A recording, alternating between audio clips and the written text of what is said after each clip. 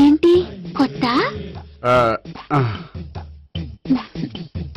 నేను చూసుకుంటాలే. ఏంటి చూసుకునేది? మా ముసలాడేం చెప్పలేదా? చెప్పాడు, వస్తున్నా అని చెప్పాడు.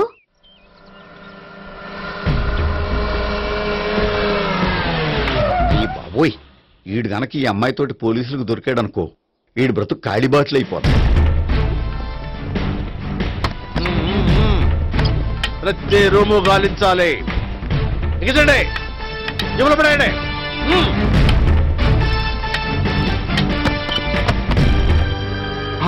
గోపి, నువ్వా? సార్ మీరా? మీరా? నేనే. ఏమయ్యా, ఇప్పటిదాకా నేను జెంట్లమ్యాన్ అనుకున్నాను. ఇప్పుడు కూడా జెంటిల్మేనే సార్. ఏంటి, లాడ్జిలో ఈ అమ్మాయితో చూసాక కూడా నేను జెంట్లమ్యాన్ అనుకోమంటావా? ఎవరు ఈ అమ్మాయి? ఈ అమ్మాయి నా చెల్లెలు సార్. చెల్లి. చెల్లెలా? అవును సార్, నాకు 3 చెల్లెలు అని చెప్పాను కదా సార్, అందులో ఒక చెల్లి.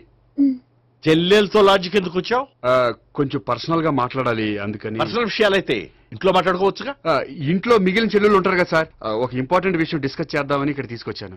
ఓహో, మన విషయం తర్వాత మాట్లాడుకుందాం, నువ్వు బయలుదేరు. మరి నా డబ్బులు? డబ్బులు ఉంటుంది ఏమిటయ్యా? అది కాలేజ్ ఫీజు కట్టాలంట. ఈ మ్యాటర్ డిస్కషన్ లో ఉండగానే మీరు వచ్చేసారు. తీసుకో.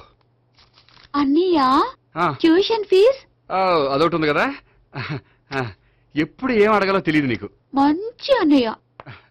ఇదిగో, మిగతా 2 చెల్లెలకి ఈ విషయం చెప్పొద్దు. అలాగే. చూడు జెంట్లమ్యాన్, సార్. ఇంకెప్పుడు చెల్లెలు ఇటువంటి లాడ్జికి తీసుకురాకూడదు. అంతగా పర్సనల్ గా మాట్లాడాలి అనుకుంటే ఏ పార్కు తీసుకువెళ్ళు. ఓకే, దట్స్ రైట్ తాత.